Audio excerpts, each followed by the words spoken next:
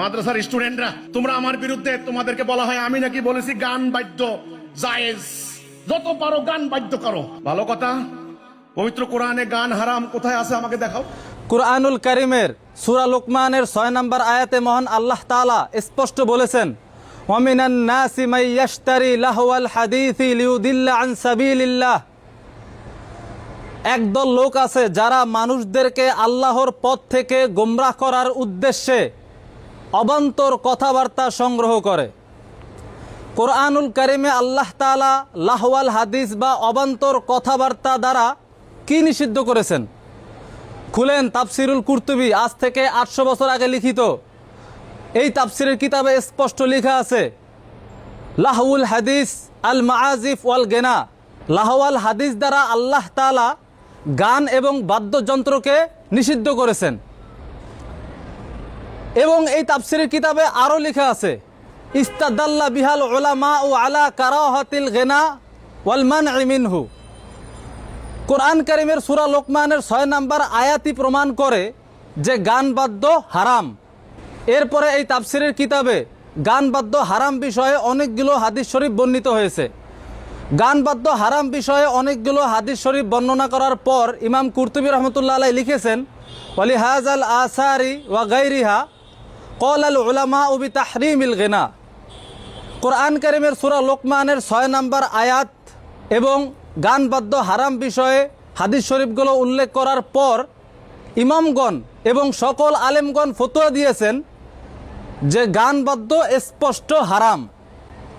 গান বাদ্য শুধু আমাদের ইসলাম ধর্মেই হারাম না, পূর্বের যত ধর্ম ছিল, ইসলাম ধর্মের আগে পূর্বের যত ধর্ম ছিল সকল ধর্মেই গান বাদ্য হারাম ছিল। দলিল নেন, আন নিহায়া ফি শারহিল হিদায়া, এই কিতাবে আছে, আজ থেকে 700 বছর আগে লিখিত কিতাব, আন্নাত তাগান্নিয়া লিল্লাহবি মাসিয়াতুন ফি জামিইল আদিয়ান। অর্থাৎ গান বাদ্য এটা পূর্বের সকল ধর্মেও হারাম ছিল। তাহলে আমি বলেছি গান হারাম না, গান জায়েজ। তাহলে যেই গান বাদ্য হারামের বিষয়ে পবিত্র কোরআনুল কারীমের আয়াত আছে, যেই গান বাদ্য হাদিসের দলিল অনুযায়ীও হারাম, যেই গান বাদ্যকে সকল ওলামায়ে কেরামগণ হারাম ফতোয়া দিয়েছেন এবং যেই গান বাদ্য পূর্বের সকল ধর্মে হারাম ছিল, সেই গান বাদ্যকে হালাল বলার কারণে হিজবুত তাওহীদের ইমাম সেলিম কুফরি করেছে, সে কাফের হয়ে গেছে। কারণ একটা হালালকে যে হারাম বলবে বা একটা হারামকে যে হালাল বলবে সে কাফের হয়ে যাবে।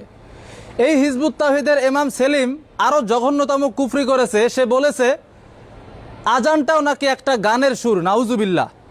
তোমরা গানের সুরে ওয়াজ করো, তোমরা গানের সুরে মানুষদেরকে দাওয়াত দাও, আজান তো একটা গানের সুর নাকি? আজান হচ্ছে ইসলামের শিআর, ইসলামের অন্যতম পবিত্র বিধান। ইসলামের অন্যতম পবিত্র বিধান আজানকে গানের সুর বলার কারণে, অর্থাৎ আজানের মতো পবিত্র জিনিসকে হারাম সুর বলার কারণে হিজবুত তাওহীদের ইমাম সেলিম জঘন্যতম কুফরি করেছে, সে কাফের হয়ে গেছে।